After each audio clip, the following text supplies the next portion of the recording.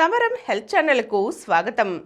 ఈరోజు మనం ఓడిస్తున్న ఒత్తిడి, క్రీడాకారుల్లో ఒత్తిడి కారణంగా ఏర్పడుతున్న అవరోధాలు, సమస్యల గురించి తెలుసుకుందాం. సిమోన్ బైల్స్ అమెరికా అగ్రశ్రేణి జిమ్నాస్ట్.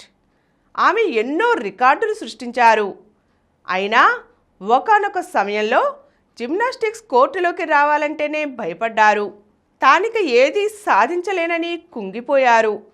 అమెరికా దిగ్గజ స్విమ్మర్ మైకేల్ ఫెల్ప్స్ కూడా ఇలాగే ఇబ్బంది పడ్డారు. క్రికెట్లో కింగ్ అనిపించుకున్న విరాట్ కోహ్లీ సైతం ఆటలో తరచూ తడబడుతున్నాడు. మానసికంగా దృఢంగా లేకపోవడమే వారి సమస్యకు ప్రధాన కారణం. శరీరానికి గాయాలైతే క్రీడాకారులు కొన్నాళ్ళు ఆటకు దూరమై ఔషధాల ద్వారా నయం చేసుకుంటారు. మానసిక అనారోగ్యం నుంచి బయటపడటం అంత తేలిక కాదు. ఆటల్లో పేరు ప్రఖ్యాతులు సంపాదించిన ప్లేయర్లే కాకుండా చిన్న స్థాయి క్రీడాకారులు సైతం మానసిక ఒత్తిడితో ఇబ్బంది పడుతున్నారు. కెరీర్ కొనసాగించలేక కొందరు మధ్యలోనే ఆటను వదిలేస్తున్నారు. స్థానికంగా యుద్ధ వాతావరణం నెలకొనడం వల్ల కొన్ని దేశాల క్రీడాకారులు మానసికంగా నలిగిపోతున్నారు. ఎంతో ప్రతిభ ఉండి కూడా కీలకమైన అంతర్జాతీయ పోటీలకు వెళ్ళలేకపోతున్నారు. ముఖ్యంగా ఆఫ్ఘనిస్తాన్, సిరియా, ఉక్రెయిన్, రష్యా, పాలస్తీనాల్లో యుద్ధ పరిస్థితులు ఆయా దేశాల అథ్లెట్లను మానసికంగా కుంగదీస్తున్నాయి.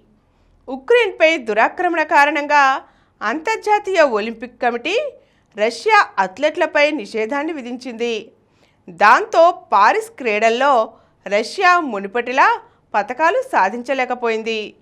ఒకప్పుడు దేశాల మధ్య శత్రుత్వాలు ఉన్నా అవి మైదానంలో కనిపించేవి కావు. ఇప్పటి ప్లేయర్లు ఆ క్రీడా స్ఫూర్తిని వదిలి ద్వేషభావంతో ప్రవర్తిస్తున్నారు. శత్రుదేశ క్రీడాకారులతో ఆడేటప్పుడు మానసికంగా చాలా ఇబ్బంది పడుతున్నారు. వారి ముఖాల్లో నవ్వు కనిపించడం లేదు. క్రీడాకారులు పరస్పరం కరచాలనం చేసుకోవడం తగ్గిపోయింది. ఒక్కోసారి వారు దురుసుగా కూడా ప్రవర్తించడం, రిఫరీలతో గొడవలకు దిగడం కూడా చేస్తున్నారు. క్రీడలు మానసిక ఉల్లాసాన్ని కలిగిస్తాయి. ఆ మనసే కల్లోలంగా ఉంటే ఇక ఆటలో ఎలా రాణించగలరు? బరిలో దిగకముందే ఓడిపోతామన్న భయం కొందరు క్రీడాకారులను వెంటాడుతోంది. ఈ కెరీర్ వల్ల వనగూడే ప్రయోజనం ఏమిటని మరికొందరు మదనపడుతున్నారు. ఈ ధోరణి వల్ల ఎంతోమంది ప్రతిభావంతులైన ఆటగాళ్లు కనుమరుగైపోయారు. ప్రపంచవ్యాప్తంగా 35% అథ్లెట్లు ఈ తరహా ఇబ్బందులను ఎదుర్కొంటున్నారు. అథ్లెట్లు ఒక జట్టుగా కాకుండా వ్యక్తిగతంగా తలపడే సమయంలోనే మానసిక సమస్యలు ఎక్కువగా ఇబ్బంది పడుతున్నాయి. జట్టుగా ఆడుతున్నప్పుడు ఆ స్ఫూర్తి, ఉత్తేజం, ఆనందం వేరేలా ఉంటాయి. ఒక్కడే బరిలో దిగినప్పుడు ప్రత్యర్థి బలాబలాలను బట్టి మానసిక ఒత్తిడి పెరిగిపోతోంది. అభిమానుల అంచనాల వల్ల కూడా ఈ ఒత్తిడి పెరిగిపోతోంది. అదే అంతిమంగా వైఫల్యానికి దారితీస్తోంది. ఒలింపిక్స్ వంటి పెద్ద ఈవెంట్లలో భారత క్రీడాకారులు రాణించలేకపోవడానికి ఈ మానసిక ఒత్తిడే ప్రధాన కారణం. దానివల్లే ఇటీవలి పారిస్ ఒలింపిక్స్లో ఇండియాకు వెంట్రుకవాసిలో కొన్ని పతకాలు చేజారాయి కూడా.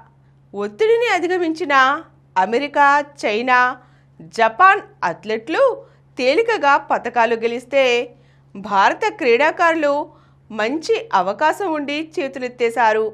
అమెరికా, చైనాలు తమ అథ్లెట్లను శారీరకంగానే కాకుండా మానసికంగానూ రాటు తెలుస్తున్నాయి. ఒత్తిడి చుట్టుముట్టినా, పరిస్థితులు అనుకూలంగా లేకున్నా ఫలితాలను తమ వైపు ఎలా తిప్పుకోవాలన్న దానిపై అత్యుత్తమ శిక్షణ అందిస్తున్నాయి. మన అథ్లెట్లకు అలాంటి శిక్షణ తప్పనిసరి. అందుకోసం ప్రత్యేకంగా కోచ్లు కావాలి. అయితే భారత్లో మెంటల్ కండిషనింగ్ శిక్షకులు చాలా తక్కువగా ఉన్నారు. వారి సంఖ్య పెరగాలి. శిక్షణ శిబిరాలకు ఆ కోచ్లను రప్పించి అథ్లెట్లను ఉత్తేజితులను చేయాలి. అనవసరంగా కంగారు పట్టడం, ఆత్మవిశ్వాసం కోల్పోవడం, ఆసక్తి సన్నగిల్లడం వంటి సమస్యల నుంచి వారిని బయటపడేయాలి. వారికి వాస్తవిక లక్ష్యాలను నిర్దేశించాలి. ఆటను ఆస్వాదించేలా చూడాలి. కెరీర్ను కూడా కొనసాగేలా చూడాలి. మంచి నిద్ర, సమతుల ఆహారం క్రీడాకారులకు అత్యంత కీలకం. వాటి ప్రాధాన్యాన్ని తెలియచెప్పాలి. గాయాల పాలు కాకుండా జాగ్రత్తలు ఎలా తీసుకోవాలో నేర్పించాలి. అప్పుడు మన అథ్లెట్లు మరింత మెరుగైన ఫలితాలు సాధించడానికి అవకాశం ఉంటుంది. ఈరోజు మనం ఓడిస్తున్న ఒత్తిడి క్రీడాకారులకు ఎలాంటి సమస్యలు తెస్తుందో తెలుసుకున్నాం కదండి. మరో చక్కని అంశంతో మళ్ళీ కలుద్దాం. మరిన్ని వీడియోల కోసం అనతి కాలంలోనే 20 కోట్లకు పైగా వ్యూస్ సాధించిన సమరం ఛానల్ సమర్పించు సమరం హెల్త్ ఛానల్కు సబ్స్క్రైబ్ చేయండి, లైక్ చేయండి, మీ ఫ్రెండ్స్కి షేర్ చేయండి. అలాగే ప్రక్కనున్న గంట సింబల్ని ప్రెస్ చేయడం మర్చిపోకండి.